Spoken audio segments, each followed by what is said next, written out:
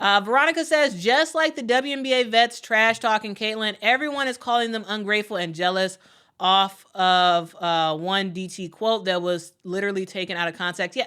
Here's the thing, guys. Here's the thing. We're gonna talk about. We are going to talk about Diana Taurasi. All right. So I have seen all the stuff online about Diana Taurasi and how she's horrible and she needs to get out of the league because she hates on Caitlin Clark and all this other stuff. Guys, I don't know if y'all are new to professional sports. To the people who are saying that, I don't know if you're new to professional sports. I don't know if you've ever heard of the NBA or the NFL or just any sport in general. Vets in a league, when rookies are coming in and they have all the hype around them, vets talk they talk, and I don't understand what the big deal is. I really don't. So guys, this kind of started during a one of the simulcasts that ESPN has been doing with Diana Taurasi and Sue Bird. So during the Final Four, this is sort of similar to, if y'all have watched the Eli cast. It's like when Eli and Peyton Manning they watch games during the NFL season, and they are it's live streamed on ESPN2 usually. And they're just talking through the game and they're just making commentary and people drop in and all that stuff. So there was a segment where they were talking about they were answering questions. Someone sent in a Twitter question and they were wondering if Caitlin Clark played for Gino, would he let her shoot logo threes? And Dinah was like, no, he's not going to let us do that. That's not the way he teaches basketball. They played the triangle. They played the triangle. They passed, they screened, and they got it to the post, and that's what they did. Not a big deal at all. Not a big deal. But also, there was another thing that was asked as well during the broadcast, where people asked her, who would you pick? Who would you rather have on your team, Caitlin Clark or Paige Beckers? Again, guys, this was asked to two UConn players, former UConn players, and Sue Bird and Diana Taurasi. Why would they not pick UConn? It was an obvious one. Yeah. Taurasi was like, yes, absolutely. I'm getting Paige Beckers. She said, I'm taking Paige, next question. It makes sense. That absolutely makes sense. Yeah, so yeah, that's another thing that people were upset about or whatever. And then here's the final kicker of it all. The final kicker of it all, for people to be upset about Diana Taurasi and saying that she hates Caitlin Clark and all this other stuff, and she's jealous and all that stuff. Okay, here's the final thing. Her and Sue Bird were being interviewed on ESPN. I forgot who exactly was interviewing them. But Diana Taurasi made a statement. She said there's levels to this thing, and that's just life. We all went through it. You see it on the NBA side, and you're going to see it on this side. You look superhuman playing 18-year-olds, but you're going to come with some grown women who've been playing professional basketball for a long time.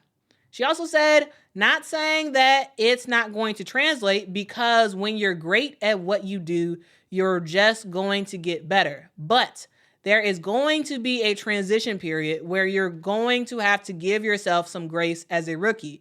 It might take a little bit longer for some people. And yeah, that's what she said. And everyone, or not everybody, there has been a significant amount of people online who have gotten so upset about that. It's not a big deal. I mean, I don't understand why some people are so upset. I think it's some people who just want to be upset about something, and they want to act like this is brand new. When you talk about Diana Taurasi, she's a UConn player. She played at UConn, loves UConn, talks about UConn all the time, has come back and visited the squad and all this other stuff. Of course, she's picking Paige Beckers over Caitlin Clark. That makes sense.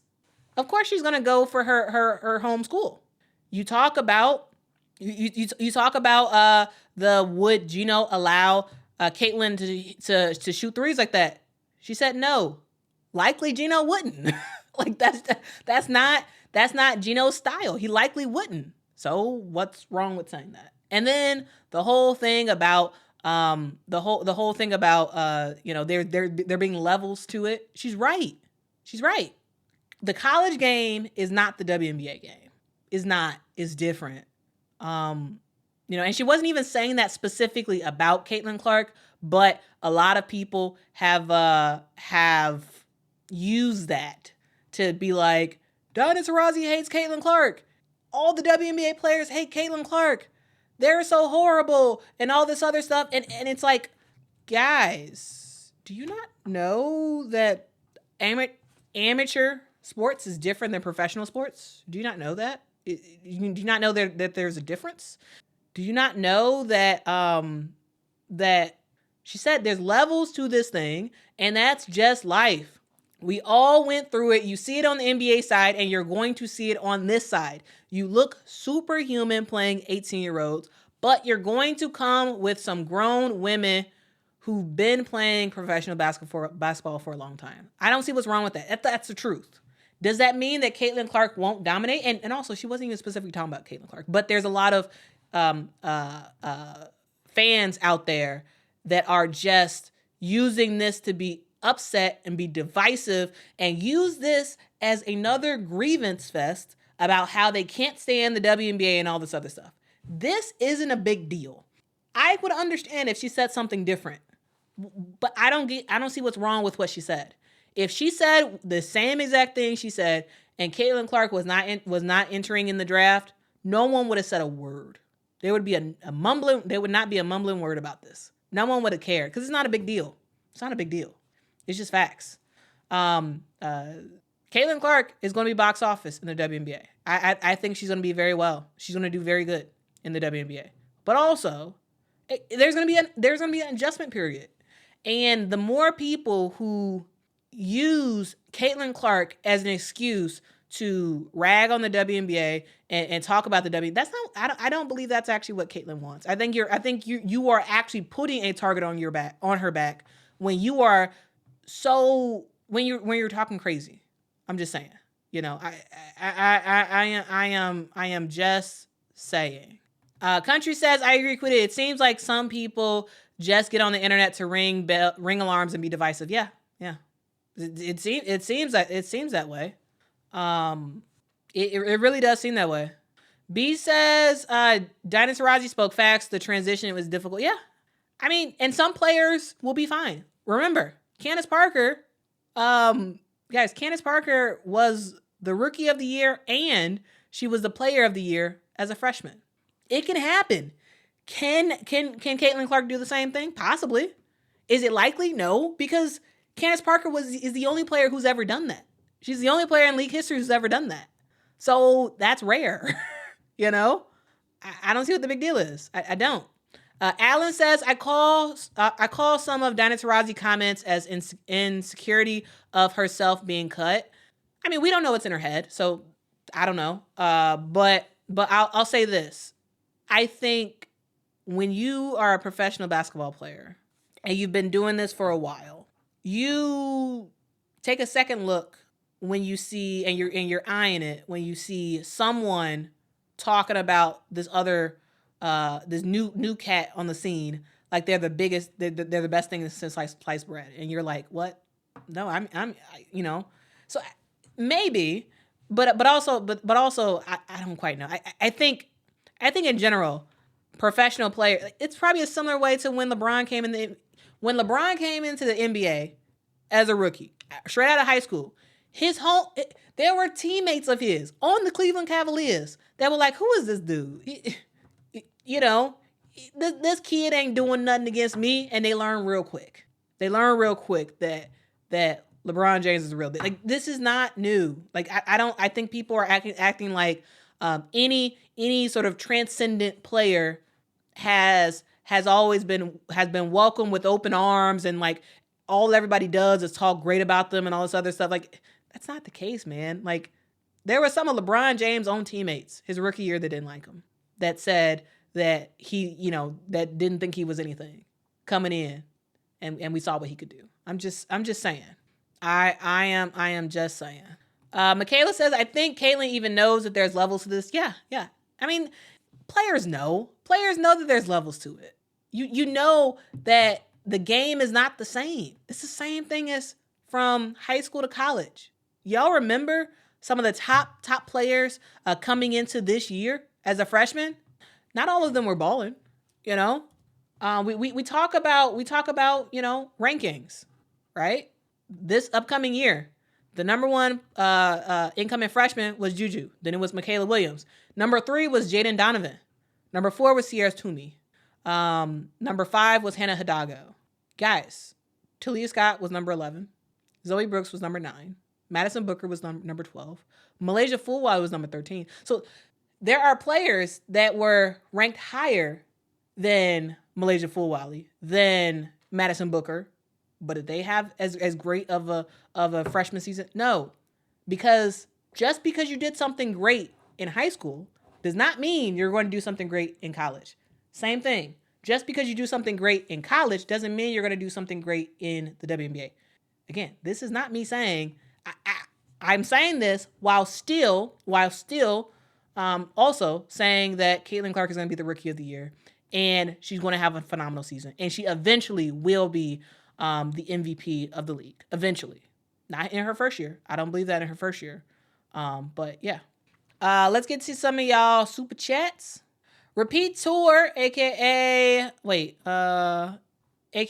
Michael says, to all the folks saying Texas will struggle in the SEC, Vic Schaefer is a great coach, knows how to play Dawn, and will probably get the number 1 2025 recruit. Yeah, now that Texas has moved conferences, I think it's going to be way easier for them in terms of recruitment. It's going to be way easier.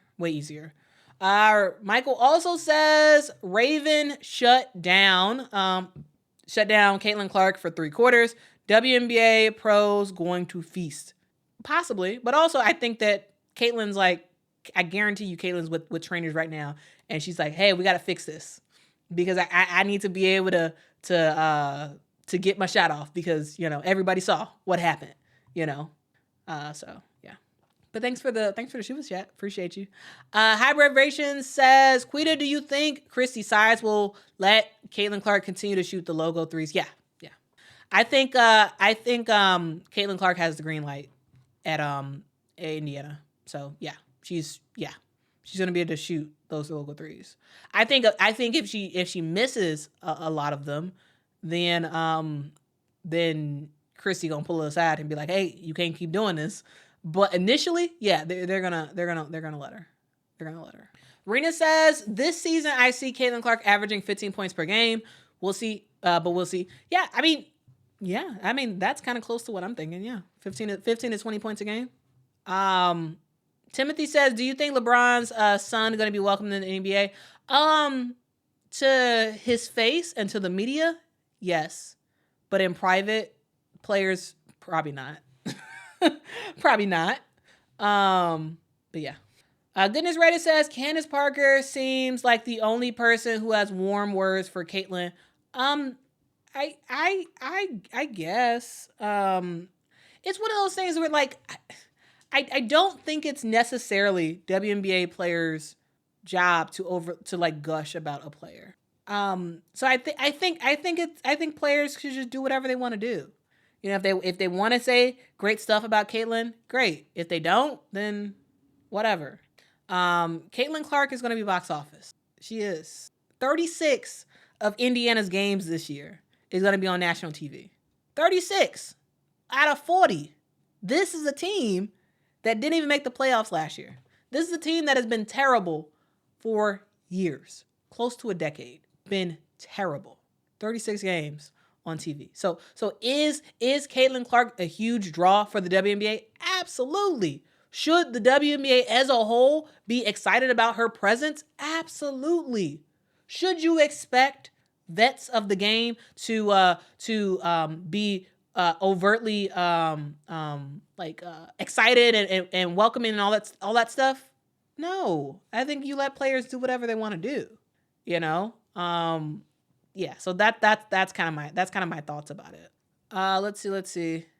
Country says, and ironically, or maybe not ironically, it's the same people accusing everyone of hating Caitlyn and always degrading the WNBA. I think there are some people, and this I am not accusing like subscribers or anything, but I see there's some people who have platforms on the internet who have hated the WNBA for years. Hated the WNBA. They have become a Caitlin Clark fan in the last year. Not even. Some of them last couple months. And now, and the only person they talk about when it comes to women's basketball is Caitlin. And now that Caitlin is going to the WNBA, they are saying they're going to support Caitlin, but because they really don't like the WNBA, they're trying to find any reason to give more grievance about the WNBA. And that is what it is. But my point in saying all of this is to say that vets are not overly welcoming to rookies. That's a thing. That is a thing.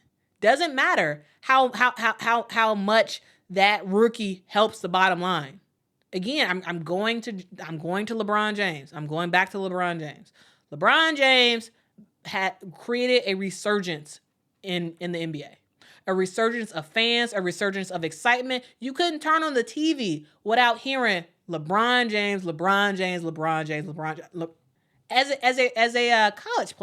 a college player going into the NBA. And there were NBA players who didn't like that. They were like, I've been balling for years, and now this high schooler comes in, and now y'all want to give him all the attention. But I've been doing this for years. So I think that, I don't think you can just expect all pros to, be very, deferential. But also, Diana Taurasi didn't say anything wrong, in my opinion. She didn't say she hates Caitlin Clark. She didn't say she doesn't want Caitlin Clark in the league. To my knowledge, she hasn't said anything directly negative about Caitlin Clark. She said Gino wouldn't allow her to shoot those threes. She said she'd pick Paige Beckers over Caitlin Clark. Guys, rookies are rookies. They may have to carry the bags for their team. They may get a little hazing, They're going to get a welcome to the league moment. They're going to get a welcome to the league moment. They're going to drive to the basket and get their stuff blocked or get knocked to the ground or whatever. There was a moment, I can't remember exactly who it was, but I think it was last year, where Asia Wilson gave a welcome to the league moment to a rookie. The rookie was going up for a layup, and Asia Wilson just blocked that stuff so hard, and I was just like, oh my goodness. It was really funny. It was very, very funny. Okay. It was Zaya Cook. Okay. It was Zaya Cook. It was a welcome to the league moment for Zaya Cook. And Asia Wilson, it was a fast break. Zaya Cook was running down the court. Asia Wilson was like, get that out of here. And Zaya Cook she fell, and she was on the padding for the basket, and was just sitting there like, oh my goodness, is this what the WNBA is all about? You're gonna have a welcome to the league moment. You're going to have it, and that's what makes sense. That's what it makes sense. It absolutely makes sense. Cole says rookies will get rookie treatment. Yeah, absolutely. DD in Tennessee says all new players have to pay their dues. That's life. Yes, absolutely. That's life. Blue says, yes, Quita, mainstream media creates manufactured aspersions. Yeah. I mean, because the mainstream media, or people who are very into clicks and they're very like, they want something terrible to talk about because they know the thing that drives, and I see this on YouTube a lot, like the thing that drives actual clicks is anger. That drives views. So if you can make a headline that says WNBA players hate Caitlin Clark, or or something like that, or like why Diana Taurasi can't stand Caitlin Clark, or like stuff like that, like that will get a lot of clicks and that will get a lot of views, a lot. And when it comes to like ad money on YouTube, you'll make a lot of money on that, but you won't make a lot of money by just stating what Diana Taurasi said. You have to spin it and make it sound horrible, and you got to spin people up to think that everyone's out to get Caitlin Clark when that's not the truth. Some people really don't like Caitlin Clark. That is the truth. But there's other people who are just like, oh yeah, she's cool. But because they don't say what you want them to say about Caitlin Clark, now they hate them. And now you make a whole story about it. You make it a whole thing, and I'm just like, man, you so soft. And you want to talk about how society is so soft. Society got all these issues, everyone is so soft nowadays. But you soft when anyone talks about Caitlin Clark. I'm just saying, guys. I'm just saying, and I'm excited about Caitlin Clark. I'm saying all this, and I am really, really excited about Caitlin Clark coming into the league. I think this is going to be one of the greatest things to ever happen to the league. I think she is going to bring numbers. I think she is going to ball. And ultimately, I think we're going to see great basketball from Caitlin Clark. But what some of her supporters are saying, they are stirring everybody up, whipping everybody up into anger. And I don't think that's good. I think that's bad. I think it's manufactured, and I think it only benefits moving this stuff around. I think it only benefits I think it only benefits the person on the end that's saying it. Michaela says Caitlin Clark supporters are the real reason she gets hate. I think the some of her supporters, yeah, because they don't really support the game. They're using Caitlin to get to speak on a larger grievance that they have, or a larger issue that they have. They're using Caitlin. I think there are some people who they claim to be a supporter, but I don't believe they actually support her. I don't believe that. Zagerstein says, media always feels hate because it drives views. Casual fans are needed to grow the sport, though. So it is what it is. Yeah, it is. Yeah. Honestly says, what is your Patreon again? Yeah, guys, please support me on Patreon. Patreon.com/Quita Loves Sports. That would be so appreciated if y'all can hit me up on Patreon and support me there. Guys, while we're talking about Patreon, I do want to give a massive shout out to my folks on Patreon who are actively supporting this channel. Thank you to John. Thank you to LaJune. Thank you to Michael. Thank you to Moni. Thank you to Ghost of Rex. Thank you, Caitlin. Not Caitlin Clark. But maybe Caitlin Clark will be a patron of me. That dude right there. Thank you so much. Thank you to Holly. Thank you to Happy Hoosier. Thank you to Rachel. Thank you to JB. Thank you to David. Thank you to Michelle. Thank you, Trisha. Thank you, Adrian. Thank you, Montreal. Thank you to the W Hoop Club. Thank you to Chance. Thank you to Anthony. Thank you to Nolan. Thank you to Charles19. Thank you, Didi in Tennessee. Thank you to Kyra. Thank you to LK. Thank you to Annette. And thank you to Frank. Thank y'all so much for actively supporting this channel. You all are really helping to make this thing happen. I really do appreciate the support. I do not have a cap on Patreon. No, I don't have a cap. So the tiers to support me on Patreon is $5 and $10. So would love your support, even if it's just for a couple months. I would love your support. That would be really awesome. And if you can't, no worries. This is only for folks who are financially able to. But if you're not, absolutely no worries. I would just appreciate a like and a subscribe if you aren't able to. Repeat Tour says, but in fairness to Caitlin Clark, she doesn't stoke that fire. Yeah, agreed. Like I really personally, I have really liked the way Caitlin has handled all of this, because Caitlin knows that there are people who claim to be her fans that are just using her for other grievances, and I feel like she just sort of does her own thing, and she's not allowing that to consume her, and she's still being her at the end of the day. And I really like that. I really like that. I think Caitlin Clark has held herself in a great light. I think I think most people, probably even myself, in the situation that Caitlin is in, when it feels like the world is all on her shoulders and everybody's talking about her, and she is literally bringing millions and millions of people to the game, I think most people couldn't handle it. The way that Caitlin Clark has handled all of this attention, props to Caitlin, because like you're right, Repeat Tour, you're right. She has handled herself so well, in my opinion. Country says, good point, Quita, regarding the larger issue. These folks don't seem to love the game of women's basketball, only bandwagoning. Yeah, and only bandwagoning to make another point, and I don't like that. Here's what I do.